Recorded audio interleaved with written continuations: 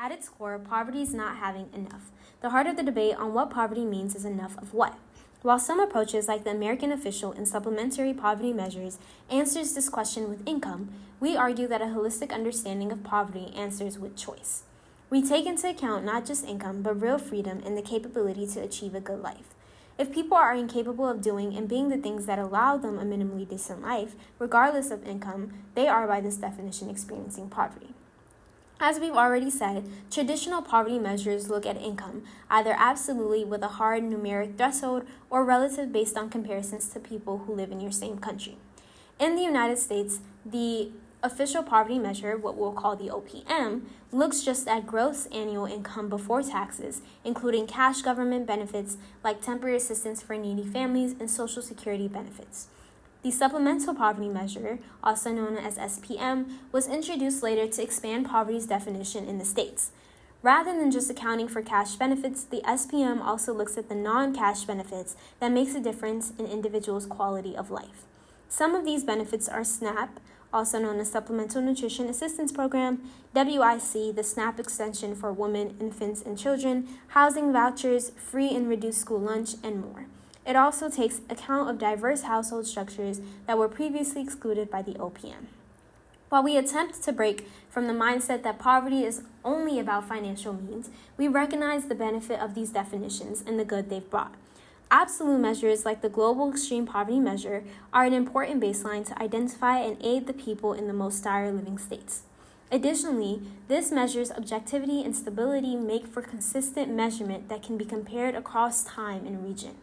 Relative measures, too, which are mostly used in high-income countries, do a good job at capturing the effective aspect of poverty, which come from seeing those around you having and accessing things that you cannot have or access. Relative measures begin to explore the idea that poverty isn't just about what you earn, but how it feels to be relatively deprived. The American OPM and SPM have been crucial for identifying and providing resources to Americans in need. They are adjusted annually to try to keep up with inflation and changing monetary needs and account for the basic material needs like food, clothing, shelter, and utilities. They also look at household structures rather than individuals, considering and accounting for the different needs and income of different age groups and family makeups. The SPM also helpfully deducts non-discretionary expenses like necessary medications and, of course, taxes to make a more realistic picture of what Americans are actually taking home. Income-based approaches have many benefits and have aided in the global efforts that have tanked income-based poverty over the past couple centuries. However, in the modern understanding of the good life and contributors to struggle, our standards have increased from wanting people to just be surviving to wanting people to lead more fully meaningful and comfortable lives. Therefore, these approaches have some drawbacks under this new understanding. Firstly, they don't account for non-income indicators of class and social status that influence self-perception and others' understandings and judgments of the individual. While income continues to make up an undeniably significant portion of class and the ability to present oneself as they wished, so do education, the ability to rest, and social ties. Secondly, purely income-based approaches don't make a mention of how the income is earned and at what expense to the individual. Hours worked, physical and mental toll, and level of enjoyment are all unaccounted for. As long as they end up with the same income, a desk job worker and a prostitute are equally poor or not poor, according to these measures. Overall, what all these approaches miss is that it's not about the money you have, but what you're able to do with it, and the parts of life that are about money at all. People aren't all the same, and their internal and external capabilities combine to enable and constrain what they can choose to be and do. Rather than looking at having, we want to look at freedom to choose a dignified life. One definition of poverty that completely turns away from the notion that poverty is just to do with income is the capabilities approach, introduced by Martha Nussbaum and developed by Amartya Sen.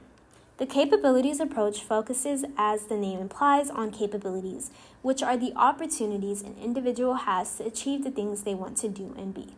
Capabilities are distinguished from functionings, which are capabilities that have been acted upon or achieved. The whole group of capabilities an individual has the freedom to choose from is referred to as their capability set. The capabilities approach, we believe, is a better way to assess overall well-being than income-focused approaches because it changes the focus from means, income, to ends, action, and abilities. Just because two people have similar sets of resources doesn't mean they can do the same things with them, because their capability sets are advantages or disadvantages that may make them more or less able to realize certain ones. The capabilities approach understands that just because you have a capability doesn't mean you want to or will turn that into a functioning. In this way, we leave room for understanding people as unique individuals who have the freedom to choose their lives. Though we don't wish to force anyone to do things they don't want to, even if we believe it's in their best interest, we want that healthy path to be an option available to them. People are unique and diverse and want different lives, and by focusing on capabilities, we look to ensure that as many doors are open to them as possible. The Multidimensional Poverty Index, also known as MPI, developed on the basis of the capabilities approach, serves as a good baseline measurement to encompass more than just income. MPI consists of 3 dimensions: health, education, and living standards. These dimensions are broken down into subcategories that are served as good indicators for these 3 main dimensions. For health, the subcategories are nutrition and child mortality. For education, their years of schooling and school attendance.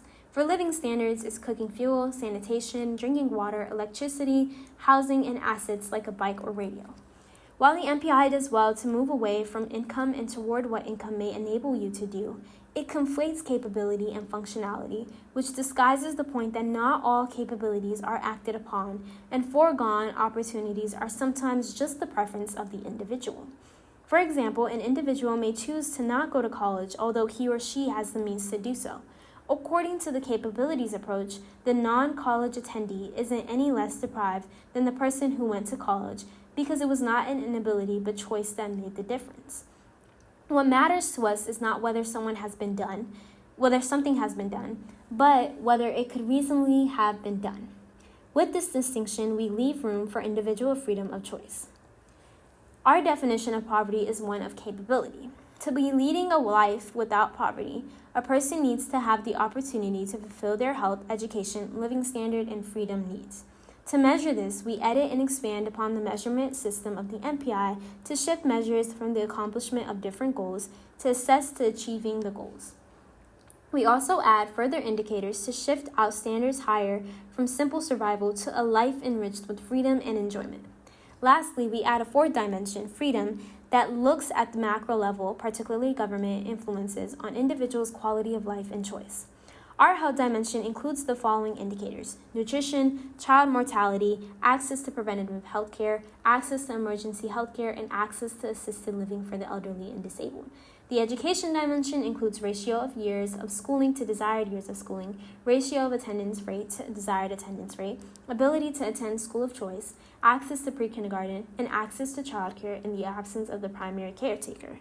Living standards indicators include access to cooking fuel and equipment, sanitation, drinking water, electricity, housing, assets, entertainment, access to social groups, free time, transportation, access to communication technologies, internet connection, and environmental health.